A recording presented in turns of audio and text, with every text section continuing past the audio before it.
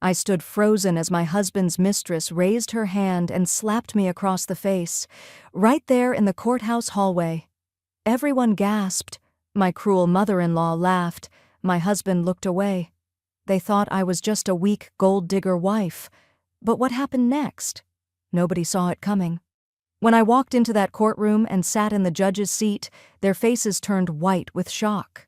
Nobody knew my real identity. This is the most dramatic revenge story you'll hear today. Stay until the very end, because the twists will blow your mind. If you love jaw-dropping justice stories, smash that like button and subscribe right now. Trust me, you don't want to miss a single second. My name is Magnolia, and this story begins not with betrayal, but with love. Real, pure, innocent love. I met Brandon in college, and from the first moment I saw him in that crowded library, I knew my life would never be the same. He wasn't like the other wealthy boys on campus who flaunted their money and privilege.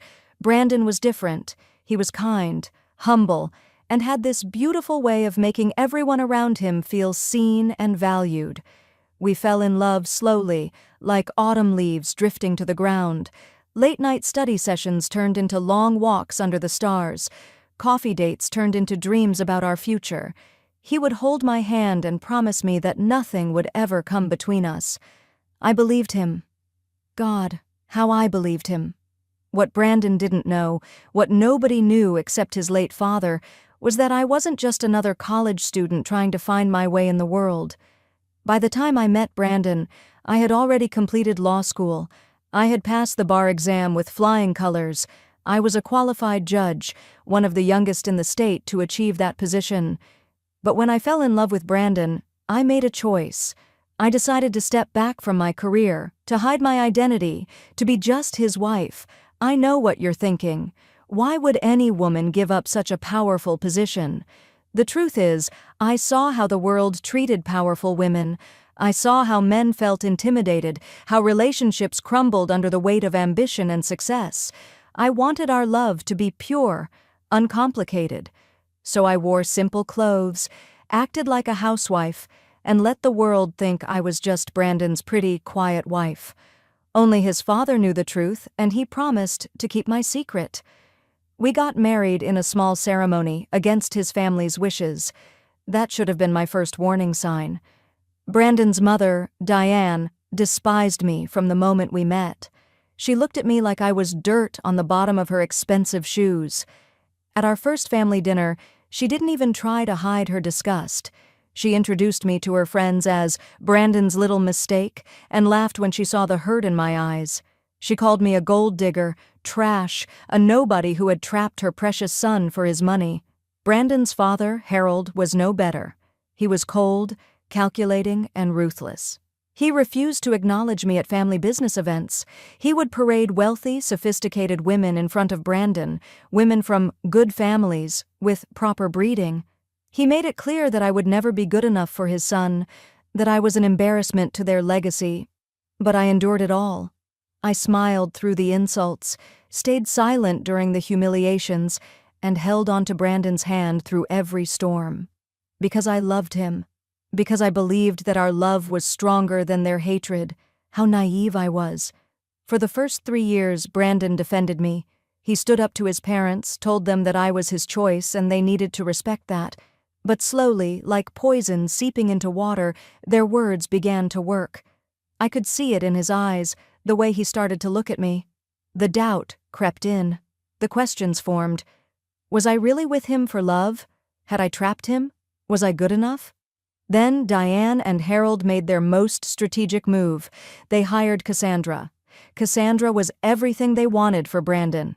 She came from wealth, had the right connections, wore designer clothes effortlessly, and spoke multiple languages.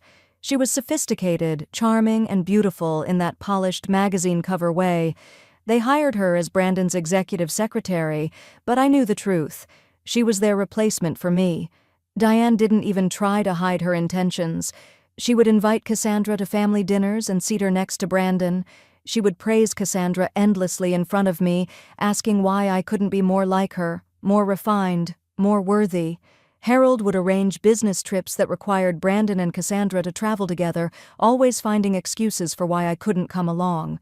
I watched my marriage deteriorate day by day. Brandon grew distant.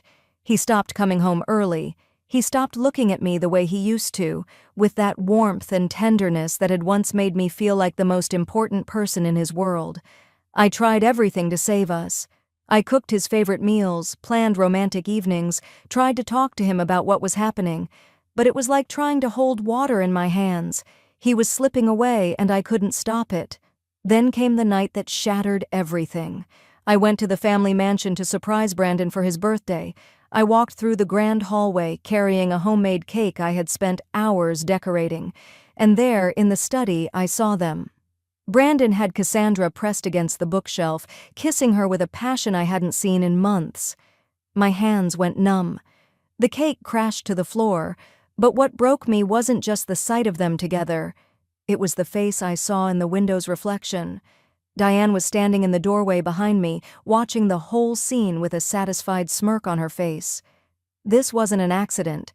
This was orchestrated. This was their plan all along. Brandon pulled away from Cassandra, his face a mixture of guilt and confusion.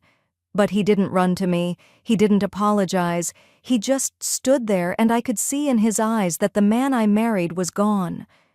The poison had done its work. My husband, my love, my everything, had become a stranger. The next week, Brandon filed for divorce. His lawyers were aggressive and brutal, offering me a minimal settlement that was insulting considering our 8 years of marriage. But I took it all in silence. I hired a simple attorney, played the role of the defeated wife, and let them think they had won. Because I had a plan of my own. What they didn't know was that I had been documenting everything. Every cruel comment from Diane, every manipulative move from Harold, every piece of evidence that showed Cassandra wasn't just a mistress, but was embezzling money from Brandon's company. I had been gathering proof for months, watching, waiting, preparing for the right moment to strike. The divorce hearing was scheduled for a Thursday morning. I woke up that day feeling strangely calm, like a soldier before battle. I put on a simple gray dress, no jewelry, minimal makeup. I wanted to look exactly like they expected me to look, small, defeated, forgettable. When I arrived at the courthouse, they were all there. Diane wore an expensive white pantsuit dripping in pearls. Harold stood beside her in his tailored burgundy tie, looking like he owned the world.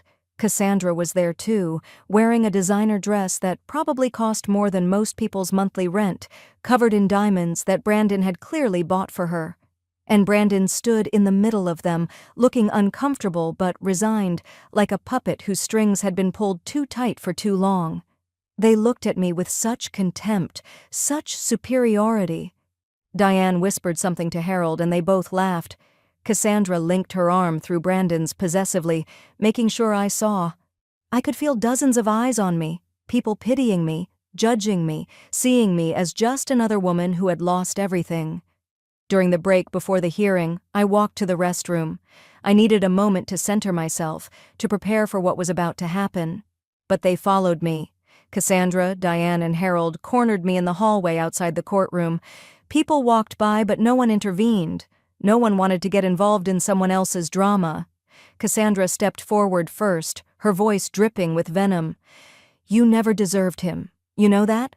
Brandon needs someone on his level, someone who can match his sophistication and class. You were always just beneath him." Diane joined in, her voice loud enough for everyone nearby to hear. "Finally, we're getting rid of you.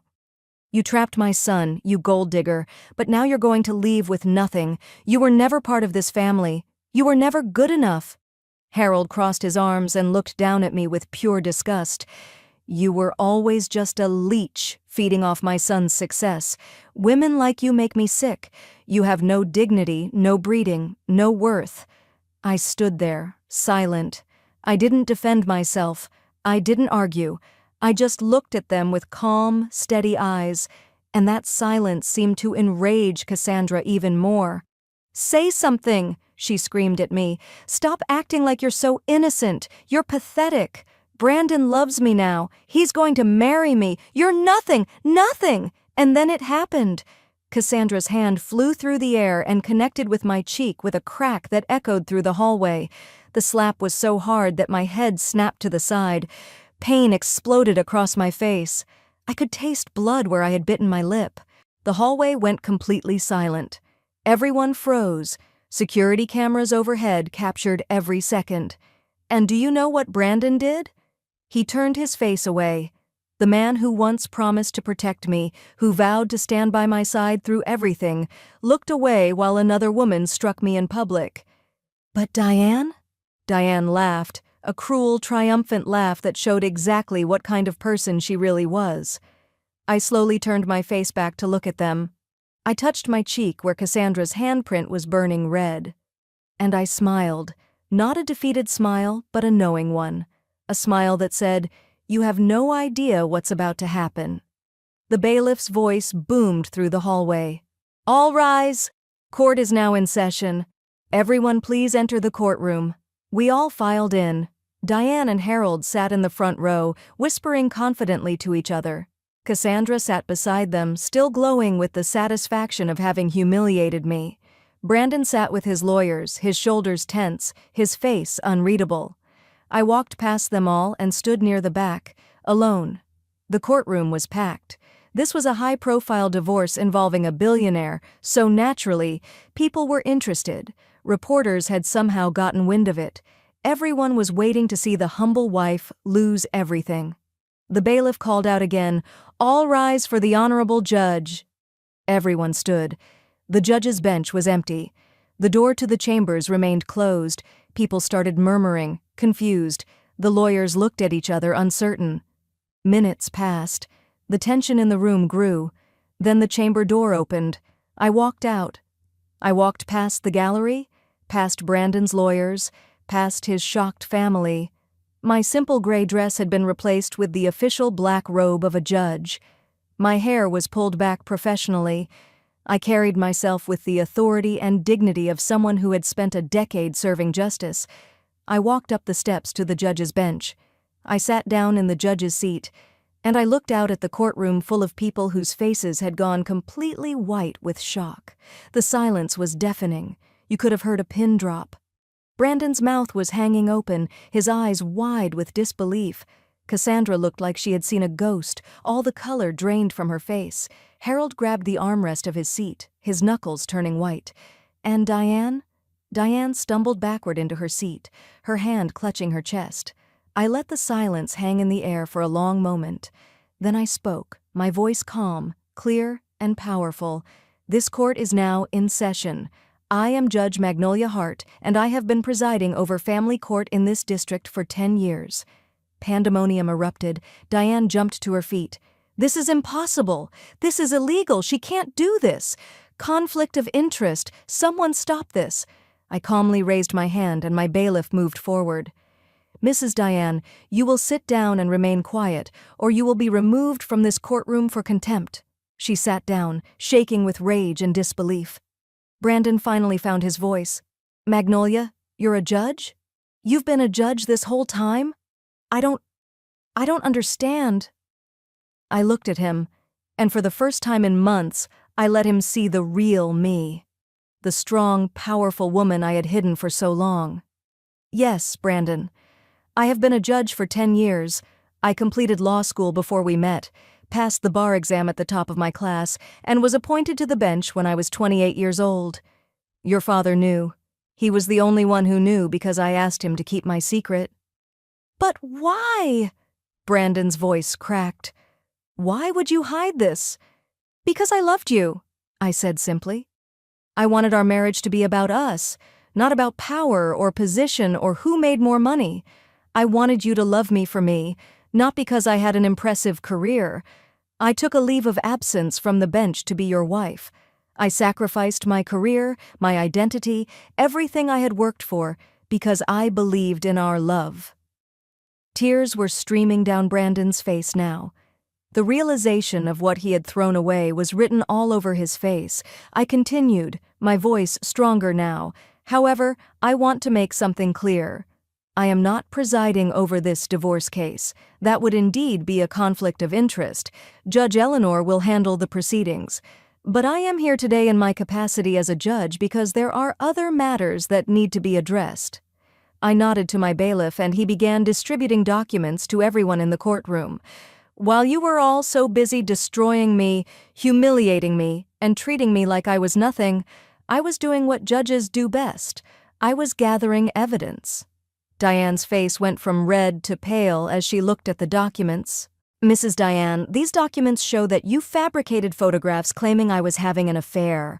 You hired someone to Photoshop images of me with my law school colleague to make it look like I was cheating on your son. You admitted this in a conversation with Harold that was recorded in your own home. I played the audio. Diane's voice came through crystal clear. Once we show him those fake photos, he'll start doubting her. Then we bring in Cassandra, and she'll be gone within a year. Harold's voice responded, "Good. We'll finally have control over him and the company again." The courtroom gasped. Brandon's head dropped into his hands. "Mr. Harold," I continued, "you threatened your son multiple times, telling him you would remove him from the company and cut him off financially if he didn't divorce me. You manipulated business deals to make me look bad in his eyes. You systematically destroyed our marriage for your own gain." More audio played, more damning evidence. Harold slumped in his seat, knowing he was finished. Then I turned my attention to Cassandra, who was now shaking. "Miss Cassandra, you weren't just having an affair with a married man. You were embezzling money from Brandon's company. Over the past 2 years, you've stolen nearly $3 million through fake vendor accounts and falsified expense reports. You weren't just after Brandon's heart. You were after his money." Cassandra's face crumbled. No, that's not. I loved him. I really loved him. I played one more recording." Cassandra's voice, talking to Diane. "I don't love Brandon." "Are you kidding? But he's worth billions, and once I'm his wife, I'll have access to everything. We split it 3 ways, just like we planned." Brandon looked up at Cassandra with such betrayal, such pain. Everything he thought he knew was a lie. "And finally," I said, looking directly at Cassandra, "there's the matter of what happened 30 minutes ago in the hallway. You physically assaulted me in a courthouse, in front of witnesses, and it was captured on security cameras. That's assault and battery, and it happened in a government building." Security footage played on the courtroom screens. Everyone watched as Cassandra slapped me, as Diane laughed, as Brandon turned away. I stood up from the judge's bench and stepped down. As I said, I'm not presiding over the divorce. But I am filing charges against Miss Cassandra for assault, and I'm submitting this evidence to the district attorney's office for investigation into the fraud and embezzlement charges against all 3 of you. Judge Eleanor entered through the side door. She was a stern woman in her 60s, known for her fairness and her intolerance for manipulation. I handed her all the files and took my seat in the back of the courtroom. Now I was just Magnolia again, watching as justice finally unfolded. Judge Eleanor reviewed the evidence quickly. Her face grew harder with each page. Finally, she looked up. "Based on the evidence presented, this court finds that Mrs. Magnolia was subjected to systematic abuse, manipulation, and assault. The divorce will proceed, but the settlement terms are hereby revised. Mrs. Magnolia is awarded 70% of all marital assets, including properties, investments, and business holdings. Mr. Brandon, your prenuptial agreement is void due to fraud on the part of your family members." Brandon didn't argue. He just nodded, broken. "Furthermore," Judge Eleanor continued, "Miss Cassandra, you are hereby remanded into custody on charges of embezzlement and assault. Bailiff, take her into custody." Cassandra screamed as the bailiffs approached her. Brandon, help me. Tell them it's not true. You love me, remember? You said you loved me." Brandon didn't even look at her. "Mr. Harold and Mrs. Diane, you are both under investigation for conspiracy to commit fraud. Restraining orders are being issued against you, preventing you from contacting Mrs. Magnolia. This court is adjourned." The gavel struck, and it was over. Diane was escorted out, screaming about lawyers and justice. Harold followed silently, his empire crumbling around him. Cassandra was led away in handcuffs, still crying and shouting. The reporters rushed out to file their stories. The spectators whispered and stared, and Brandon sat alone in the emptying courtroom. I gathered my things and prepared to leave, but he stood up and walked toward me. His face was destroyed, tears streaming down his cheeks. "Magnolia, I don't even know what to say. What have I done?" I looked at the man I once loved more than anything in the world. "You chose to believe their poison instead of trusting in our love. You watched another woman slap me and did nothing. You threw away 8 years for people who only wanted to use you." "I know," he whispered. "I was weak. I was stupid. They got inside my head and I let them. But I loved you. I still love you. Please, isn't there any way?" "No," I said firmly. "The man I loved would never have let things go this far. That man died the day you decided everyone else's opinion mattered more than our marriage. I gave up everything for you, Brandon. My career, my identity, my power, and you gave me up for nothing." "I'm so sorry," he sobbed. "I'm so sorry." "I know you are," I said quietly, "but sorry doesn't undo the damage. Sorry doesn't erase the humiliation. Sorry doesn't bring back the woman who believed in fairy tales and true love." I walked toward the door, my heels echoing in the empty courtroom. "Magnolia," he called after me. "Please, tell me what I can do. Tell me how to fix this." I paused at the door and looked back at him one last time. "You can let me go. You can let me be the person I was always meant to be. And you can learn that love without respect is nothing at all." Then I walked out of that courthouse with my head held high, leaving behind the ashes of who I used to be. 6 months have passed since that day. I returned to my position on the bench full-time, and I've never felt more alive, more myself, more powerful. I specialize in family court, protecting women and children from exactly the kind of manipulation and abuse I endured. My story went viral. The judge who hid her identity for love and reclaimed it through justice. I've been invited to speak at law schools, women's conferences, and advocacy groups. Brandon lost everything. His company suffered massive losses when the fraud investigation revealed years of mismanagement by his parents. Cassandra is serving a 5-year sentence for embezzlement.